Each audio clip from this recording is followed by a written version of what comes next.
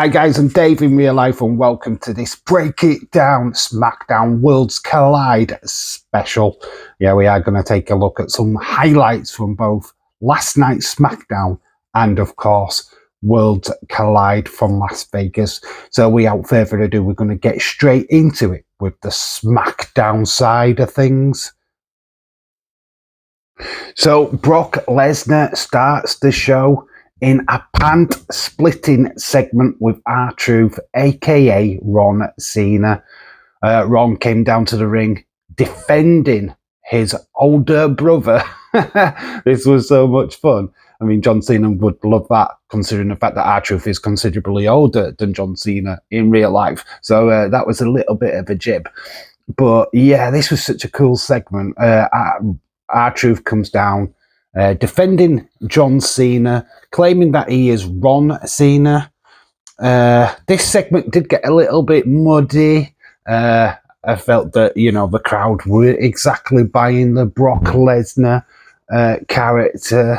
He did get quite a few boos during this segment as well. But yeah, this was quite good. It did end with Ron Cena getting F5'd, but to an absolutely hilarious ending as Brock Lesnar's pants split, revealing his underwear.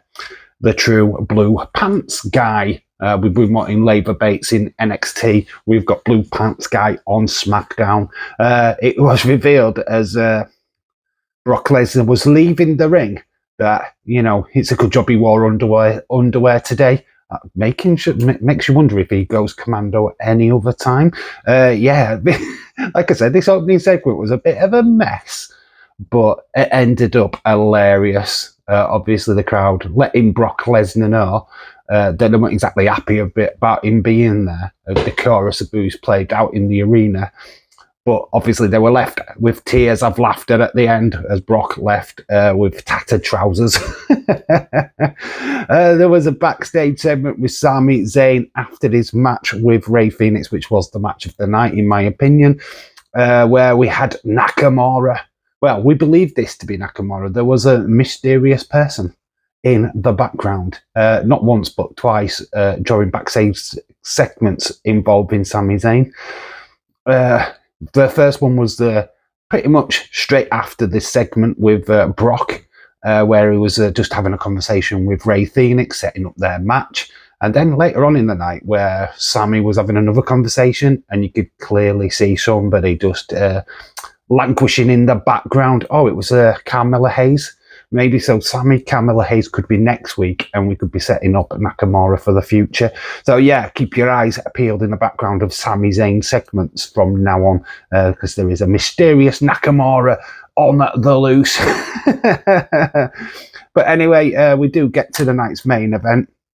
In fact, no, before we get to the main event, I've got to mention that it was Vic Joseph and Booker T that were on the commentary team, literally because obviously Wade Barrett, Stu Bennett is on holiday, and Joe Testalaw is in Las Vegas because he was doing the presenting of that huge news of Saudi Mania news for 2027.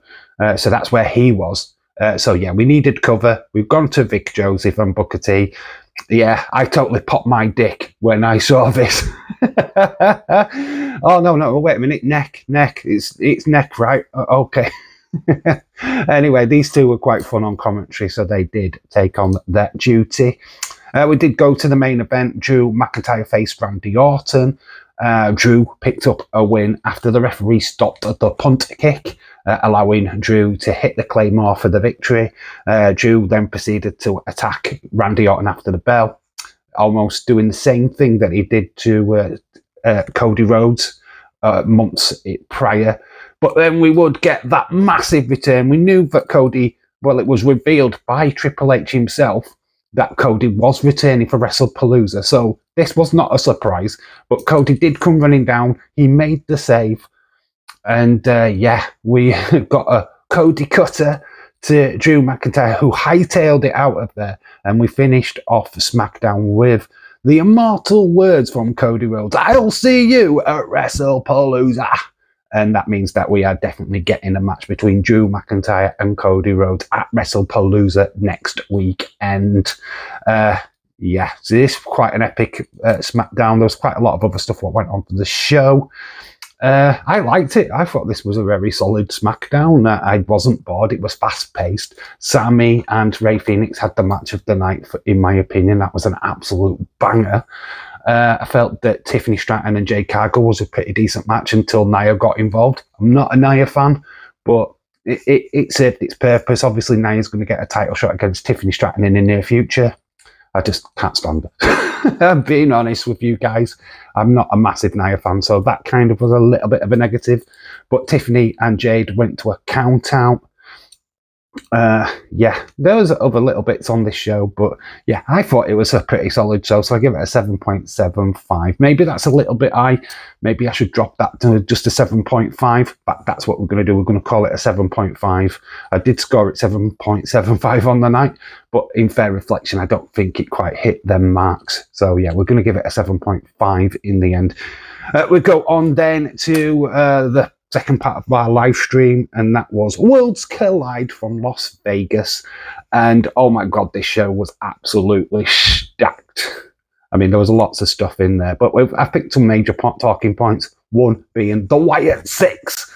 Yeah, the Wyatt Six turned up. Totally unexpected. We did get a little bit of a video package on SmackDown where they were talking about splitting up the Street Profits, but here they are coming to challenge and take out Psycho Clown and Pageo. I mean, what the flip? Obviously, Psycho Clown and Pageo had just been in a match with the New Day, which saw Grayson Waller replace Xavier Woods. This literally came out of nowhere. The lights dipped, and here comes the Wyatt Six. What the hell's going off? But then you've realised that the actual Psycho Clown and Pageo are a part of the Psycho Circus, which is a faction of clowns. Oh my god, your worst nightmare in a faction, loads of clowns. Oh my god, run to the hills. But the Wyatts taking on this clown faction would be quite fun going forward. But yeah, obviously we saw the Wyatt Six hold the AAA Tag Team Championship above their heads with their own WWE Championships. So it's clear that they are going after more gold. Looks like they're going to try and dominate the tag division everywhere they go. Maybe TNA should be keeping their eyes open, especially the Hardy Boys. Maybe the Wyatts are coming after them too. Watch this space. Then we go to another match. This is just a fun little match, to be quite honest with you. And obviously, every time we see Mr. Iguana, he brings along his little Iguana character with him. And so did Finn. We saw the return of I can never say his name right, but Demonenko or something like that. Anyway, you know who I'm talking about. That little puppet version. It's about $100 on WWE Shop, which is quite a rip-off. But anyway, we saw that we saw a spear from the Iguana hand puppet.